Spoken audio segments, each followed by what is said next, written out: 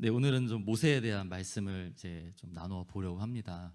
모세는 그 이스라엘 역사 가운데 참 가장 위대한이라는 수식어가 사람에게 붙는 게 뭐 정확한 건 아닐 수도 있겠지만 하나님께서 가장 크게 쓰신 사람 중 하나인 것 같습니다. 그래서 창세기부터 이제 신명기를 모세 오경이라고 하죠. 모세를 통해서 하나님께서 주신 성경 말씀이기도 하고요.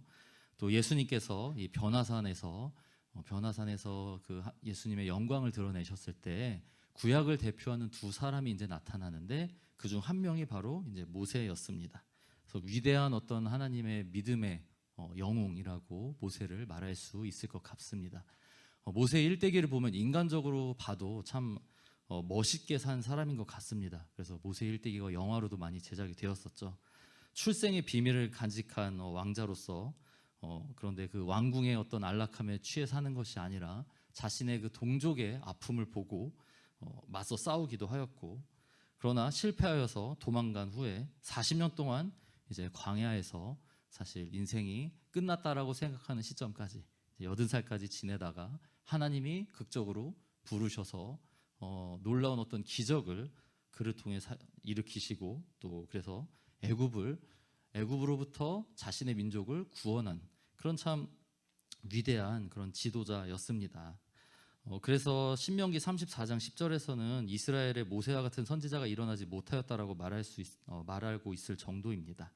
그런 위대한 사람이기 때문에 성경에 나타난 어떤 모세에 대한 말씀, 모세의 어떤 모습을 보면 우리가 참 본받을 부분이 많은 것처럼 보이고, 그래서 이제 모세의 어떤 행적, 어떤 모세의 어떤 행위에 대해서 많이 집중을 하고, 이렇게 모세처럼 살아야 되겠다라고 말씀을 많이 보게 되는 것 같습니다. 물론 굉장히 좋은 관점이고 우리에게 또 어떻게 보면은 더 많이 필요한 그런 마음가짐인 것 같습니다. 그런데 성경은 가만히 보면 우리에게 모세를 본받으라는 것 이상의 것을 말씀을 하고 있습니다. 모세를 통해 더 깊은 어떤 은혜를 우리에게 보여주고 계신 것입니다. 그것이 무엇이냐면 이제 바로 예수 그리스도라고 할 수 있습니다. 성경을 우리가 그러한 어떤 사모하는 마음을 가지고 더 깊은 것을 알고자 하는 마음을 읽을 때 더 큰 은혜를 누릴 수 있는데요. 그래서 요즘 우리가 리딩 지저스라는 책을 통해서 새벽 예배 가운데 예수 그리스도 중심으로 성경을 또 읽는 시간을 갖고 있습니다. 오늘도 모세의 내용을, 모세에 대한 말씀을 우리가 나누지만 그 안에서 예수 그리스도를 우리가 어떻게 볼 수 있는지, 그리고 그 가운데 어떤 또 더 큰 풍성하고 깊은 영적인 유익을 누릴 수 있는 것인지 좀 말씀을 나눠보려고 합니다. 제가 32장 끝부분을 본문 말씀으로 정했는데 말씀을 준비하면서 보니까 32장 이제 전체를 다 봐야 하겠더라고요. 제가 성경을 잘 몰라가지고 준비할 때는 끝에만 하면 될 줄 알았는데 오늘 그래서 본문을 32장의 그 이제 끝부분으로만 정했지만 32장 전체적인 흐름을 좀 훑으면서 말씀을 나누려고 합니다. 이 모세의 내용을 읽으면서 예수 그리스도를 만나는 시간 되시기를 축복합니다. 오늘 본문은 모세가 이스라엘 백성을 위해서 이제 기도를 하는 내용입니다. 이렇게 기도를 하는 이유는 큰 사건이 오늘 일어났기 때문이죠. 이스라엘 백성들이 출애굽을 한 지 이제 3개월의 시간이 흘러서 시내산 그 앞에 시내 광야에 도착을 했습니다. 하나님께서 모세를 부르셔서 모세가 이제 시내산으로 올라가는 장면이 출애굽기 19장에 나옵니다. 그 출애굽한 지 이제 딱 90일, 그러니까 3개월 되었을 때 모세가 시내산으로 올라간 거죠. 그리고 이 32장까지 지금 시간이 흘러왔습니다. 한 이제 40일 정도 흐른 것 같은데요. 시내산으로 올라간 그 모세를 이스라엘 백성들이 기다리면서 처음에는 곧 내려오겠지 생각했을 것 같습니다. 그리고 24장을 보면 산 위에 그 시내산, 모세가 올라간 시내산 위에 여호와의 영광이 맹렬한 불같이 보였다는 표현이 나오는데요. 그러한 것들을 보면서 모세가 저기 가 있으니까 하나님이 함께하고 계시니까 뭔가 좋은 일이 우리에게 있겠지, 금방 내려오겠지 하고 기다리고 있었을 것입니다. 그런데 하루가 지나고 일주일이 지나도 모세가 내려오지 않았습니다. 열흘이 지나고 20일이 지나도 아무 소식이 없었습니다. 그래서 이스라엘 백성들의 마음이 이렇게 기다리는 가운데 점점 조바심이 나고 흔들리기 시작했을 것 같습니다.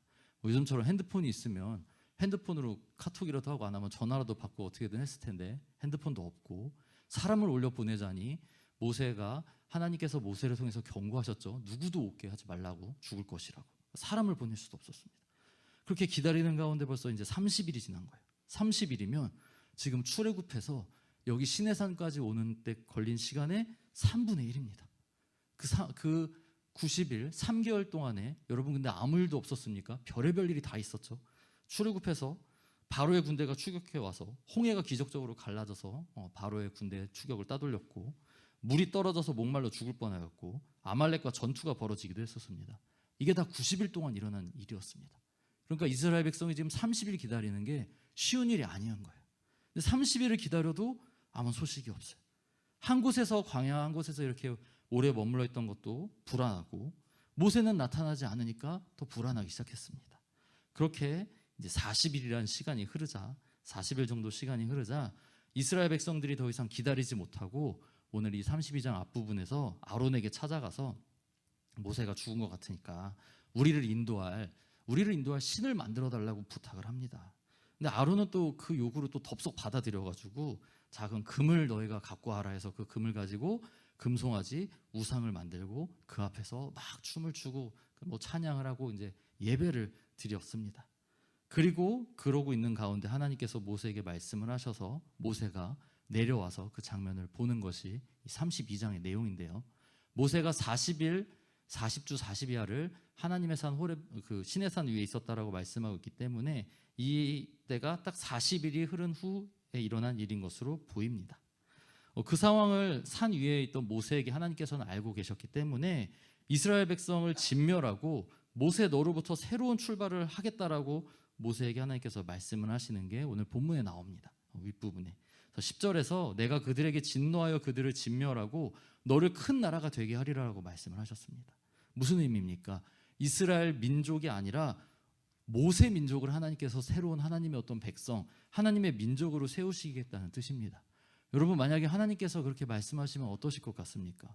모세의 입장이시라면 좀 솔깃한 제안이지 않습니까? 솔직히 모세가 왕자였었습니다. 그리고 그냥 나라도 아니고 큰 나라를 만든다고 하셨어요. 모세의 이름을 따서 제국을 세우신다는 것이에요. 지금까지 이스라엘이라는 그 야곱의 새 이름으로 전해지는 나라가 있는 것처럼 후대의 길이길이 모세라는 이름이 왕국으로 전해진다는 것이니까 이 왕자의 자리에 있었던 모세에게는 굉장히 매력적인 제안으로 다가왔을 것입니다.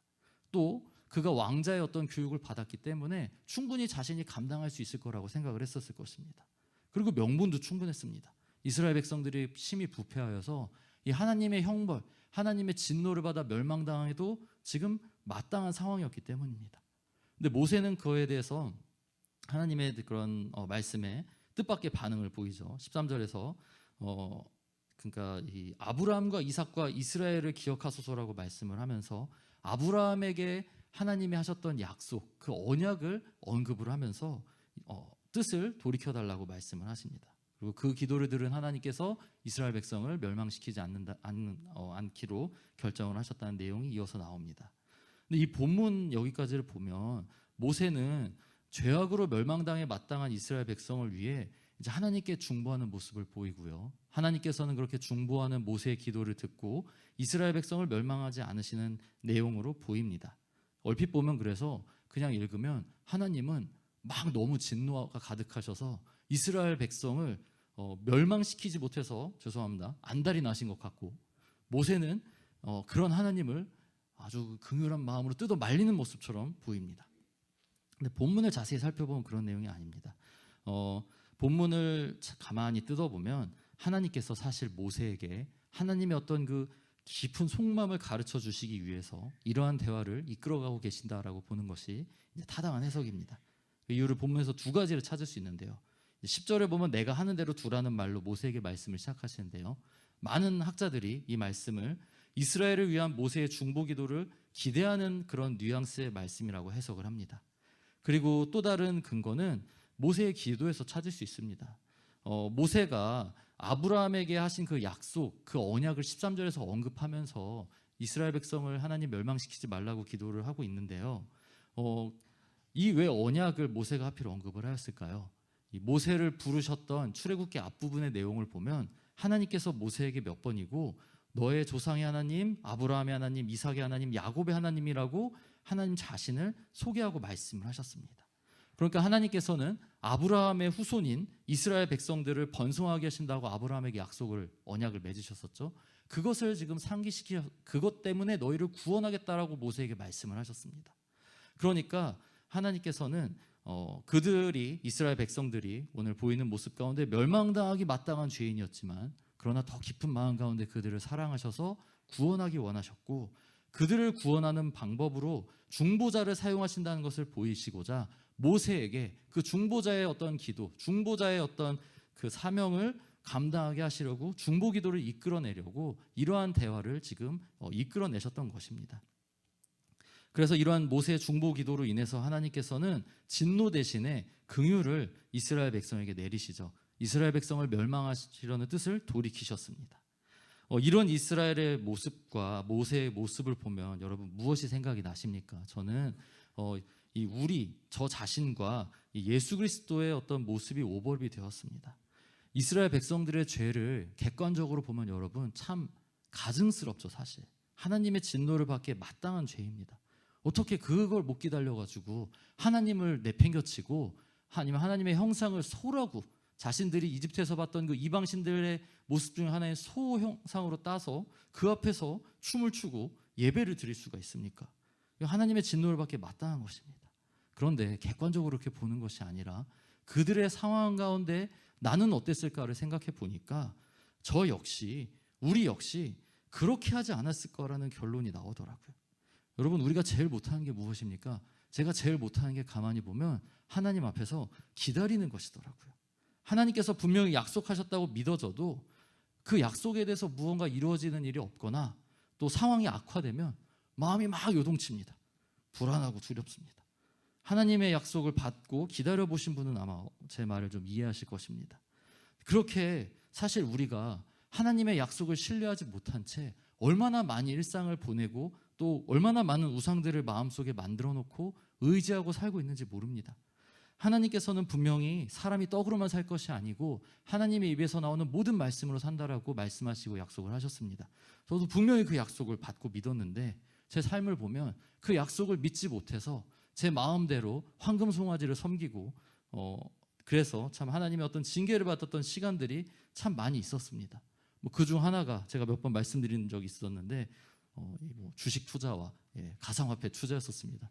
2020년도 초반에 분명히 하나님 주식이 나쁘다는 게 아니에요, 여러분. 나쁜 게 아닌데 저에게는 분명히 하나님께서 하지 말라고 하셨어요. 너 하지 말아라. 아니다. 하나님이 주시는 것만으로 살아야 한다.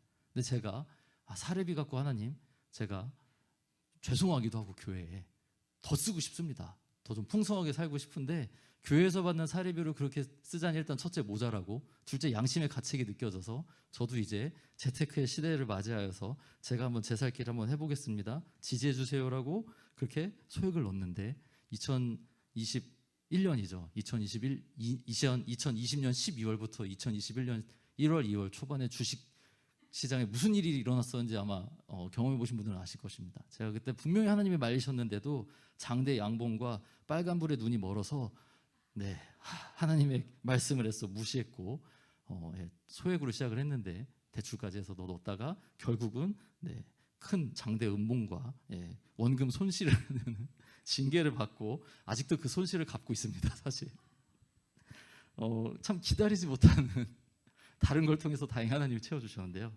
그런 경험을 통해서 이게 어떻게든 버티고 기다리면 승리한다라고 해서 기다려도 봤는데 손실은 돌아오지 않고 하나님의 약속을 내가 믿지 못하고 기다리지 못하는 이스라엘 백성과 같은 죄인이라는 것을 참 많이 느꼈던 시간입니다. 그렇게 참 하나님의 사실 진노와 형벌이 마땅한 우리이지만 하나님께서는 우리에게 사실 늘 진노 대신에 긍휼을 보이십니다. 그러지 않으십니까, 여러분? 그 이유가 여러분 무엇입니까? 우리가 조금이라도 잘해서입니까? 제가 그래도 우량주에 투자해서입니까? 잘나서입니까? 그래도 이렇게 예배드려서일까요? 아닙니다. 이스라엘 백성이 하나님의 진노를 받지 않을 수 있었던 이유는 단 하나였죠. 모세의 중보기도 때문이었습니다. 우리도 마찬가지입니다. 모세의 중보를 통해 진노 대신의 긍휼을 이스라엘 백성들이 받았던 것처럼 우리도 우리를 위해 지금도 중보하시는 예수 그리스도 때문에 하나님의 진노 대신에 긍휼을 얻는 삶을 살고 있는 것입니다. 그래서 히브리서 7장 25절에는 그가 항상 살아계셔서 그들을 위하여 간구하신다라고 말씀하고 계신 것입니다. 그렇게 우리도 이스라엘 백성들처럼 이 모세를 힘입어 이스라엘 백성이 진노 대신에 긍휼을 얻었던 것처럼 우리도 이 중보자 되시는 예수 그리스도를 통해서 하나님의 긍휼을 입고 있다는 것을 우리가 이 모세에 대한 말씀을 통해서 또 알 수 있게 되는 것 같습니다. 그렇게 중보 기도를 마치고 내려온 모세에게 펼쳐진 광경이 무엇이었습니까? 하나님께 말로 들었던 거랑 눈으로 직접 봐왔던 거랑 좀 이게 다가오는 충격이 달랐는지 모세가 너무 화를 냅니다. 그래서 하나님의 언약인 상징인 돌판을 깨뜨리고 금송아지를 불살라 부수었습니다. 모세가 그렇게 화를 내면 이스라엘 백성들 여러분 어떻게 반응해야 되겠습니까? 회개해야 되겠죠. 미안하다, 잘못했다 해야 되겠죠.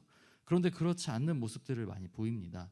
25절에 보면 이스라엘 백성들이 회개한 것이 아니라 도리어 술렁거렸습니다. 이 백성이 방자한이라는 표현이 나오는데요. 이 방자하다는 말씀은 모세의 행동에 반발한 이스라엘 사람들이 일종의 폭동을 일으켰다라는 의미로 학자들이 해석을 합니다. 그러니까 지금 무슨 일이 일어난 것이냐면 금송아지를 불살라 부순 모세를 보면서 우리가 모세를 기다리지 못했습니다. 하나님을 우리가 신뢰하지 못했습니다. 회개하는 것이 아니라 많은 사람들이 금송아지 왜 부시냐고, 지금 내가 섬기던 신인데 그렇게 반발하고 폭동을 일으켰다는 것입니다. 그래서 회개하기는커녕 폭동을 일으킨 이스라엘 백성들에게 모세는 심판을 선포해서 3,000명이나 되는 사람이 이제 죽임을 당하게 되는 사건이 일어나죠. 그런 사건 후에 모세는 또다시 중보 기도를 위해서 이스라엘 백성을 중보하기 위해서 하나님 앞에 나아갑니다. 앞에서는 이스라엘 백성들을 하나님의 진노로 멸망당하지 않게 해달라고 기도하기 위해서 중보한 것이라면 이번에는 단순히 하나님의 멸망을 좀 이렇게 멸망시키지 말아달라는 정도가 아니라 이스라엘의 백성의 이 죄를 용서해달라고 모세가 중보 기도하기 위해 올라간 것으로 많은 학자들은 해석을 합니다. 이스라엘 백성의 죄가 보니까 너무 깊어서 이건 단순히 하나님 좀 멸망시키지 말아주세요, 좀 단순히 봐주세요 정도가 아니라 저들의 죄를 근본적으로 하나님께서 해결해 주셔야, 용서해 주셔야 이게 무언가 답이 나오겠다는 생각을 모세가 했던 것 같습니다. 그래서 이번에는 모세가 이 이스라엘 백성의 죄를 용서해 달라고 하나님께 중보합니다. 그 죄가 그런데 모세가 보기에도 너무 크게 느껴졌던 것 같습니다. 그래서 이스라엘 백성들이 큰 죄를 범하였다라고 오늘 본문 가운데 기도를 시작하고 있고요. 큰 죄를 범하였다는 그 표현 가운데 담겨 있는 의미는 이스라엘의 죄가 너무 크기 때문에 하나님께서 쉽게 용서하시지 못할 것이라는 것을 제가 잘 안다라는 의미가 담겨 있다는 것입니다. 그런데 여러분, 죄의 용서에는 우리가 다 알다시피 늘 대속물이 필요하기 마련입니다. 그래서 모세 당시에도 율법에서도 말씀하고 있지만 속죄를 위한 제사에 늘 속죄의 제물이 필요했었습니다. 그러한 제물이 이 기도 가운데 모세는 자기 자신이 되어야 된다라고 생각이 들었던 것 같습니다. 그래서 모세는 이스라엘 백성의 죄를 용서해 주시지 못한다면 저도 그냥 멸망시켜 달라고 그렇게 오늘 기도를 하고 있습니다. 그것이 오늘 본문 가운데 이제 32절에 나오는 말씀이죠. 그러나 이제 그들의 죄를 사하시옵소서. 그렇지 아니하시오면 원하건대 주께서 기록하신 책에서 내 이름을 지워 주옵소서. 네, 이것이 무슨 의미입니까? 하나님께서 이스라엘의 백성의 죄를 용서해 주시지 못하신다면 제 목숨도 취하시라고, 저도 함께 멸망당하게 해달라는 그러한 기도였던 것입니다. 근데 이렇게 모세의 어떤 간절한 기도에 대해서 하나님께서는 좀 아리송한 대답을 하십니다. 근데 그 뒤에 이어 나오는 말씀의 의미는 이렇게 정리가 될 수 있을 것 같습니다. 먼저 그 누구도 다른 사람의 죄를 위해서 죽을 수는 없다. 모든 사람은 자기 자신의 죄 때문에 죽을 수밖에 없다는 의미입니다. 그리고 그럼에도 불구하고 하나님께서는 함께 하신다고 말씀을 하시죠. 이스라엘의 죄를 용서해 주신다라고 말씀을 하시는 것입니다. 그러나 그 죄를 그렇다고 해서 그냥 아예 무효로 한다라는 의미는 아닙니다. 이러한 하나님의 응답 가운데 하나님께서는 모세에게 또 우리에게 중보자로서의 모세의 한계를 말씀해 주고 계신 것 같다는 생각이 들었습니다. 모세는 참 위대한 어떤 하나님의 사람이었고 하나님의 마음을 누구보다도 잘 아는 그런 선지자였죠. 하지만 그런 모세임에도 불구하고 자기의 생명으로 다른 사람의 죄를 속죄할 수는 없었습니다. 그래서 인간의 한계이기도 했고 나면서 죄 가운데 태어난 죄인의 신분의 한계이기도 했었습니다. 그런데 하나님께서는 어떤 분이십니까? 절대로 죄를 그냥 넘기시는 분은 아니십니다.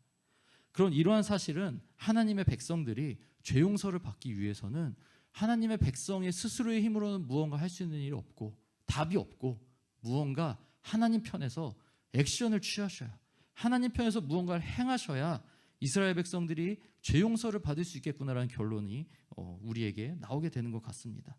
그리고 그래서 하나님께서 세상 죄를 짊어지고 가는 하나님의 어린 양 예수 그리스도를 먼 미래에 보내게 되신 것입니다. 그것이 바로 예수 그리스도이시죠. 모세는 자신의 생명을 드리는 마음으로 정말 자신이 이스라엘 백성의 죄와 하나됨으로 자기가 심판을 받고서라도 이스라엘 백성의 죄가 용서받기를 원하는 마음으로 그렇게 기도했었지만, 그럼에도 이스라엘 백성의 죄를 모세가 완전히 사함받게 할 수는 없었습니다. 그런데 예수 그리스도께서는 모세와 같은 마음으로, 아니 모세와 더 큰 사랑으로 우리를 위해 기도하시고 우리의 죄를 위해 그가 제물이 되기 이 땅에 오셨고요. 예수님이 우리의 죄를 위해서 이 땅에 오셔서 우리의 죄를 사하소서라고 기도하셨던 그 기도대로 하나님께서는 응답하여 주셔서 예수님이 십자가에서 피 흘려 죽으심으로 우리가 죄 용서를 받게 되었습니다. 사랑하는 성도 여러분, 모세를 읽으면서 어떻게 예수 그리스도를 볼 수 있는지 좀 나누는 시간을 우리가 갖고 있습니다.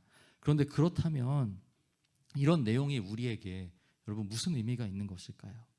이스라엘 백성은 모세를 통해서 예수 그리스도의 그림자를 볼 수가 있었습니다.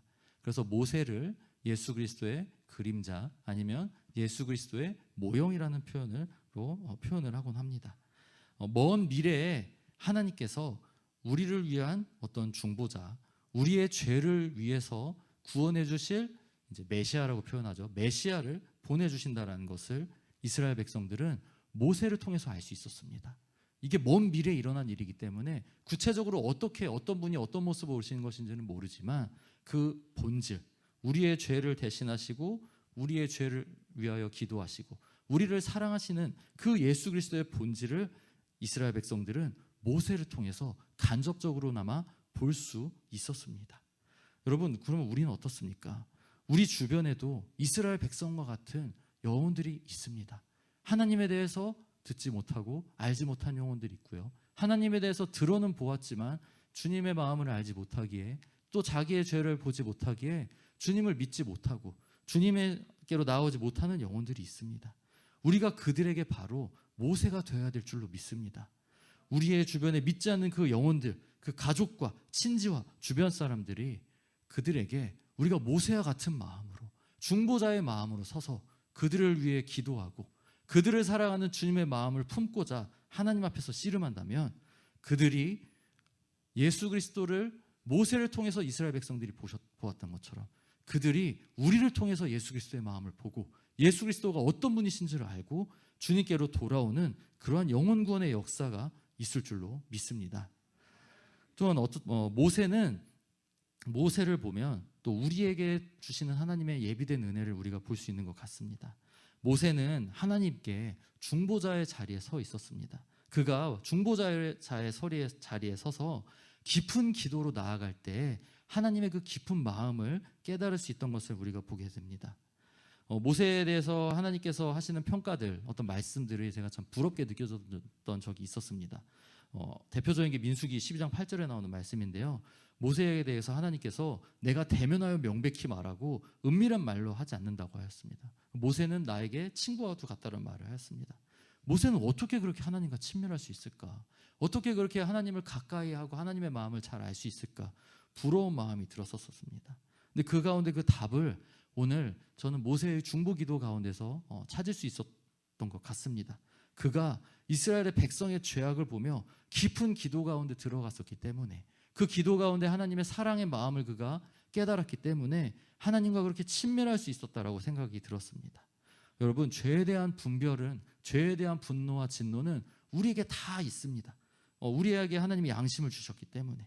그래서 죄를 보게 되면 분노하게 되죠.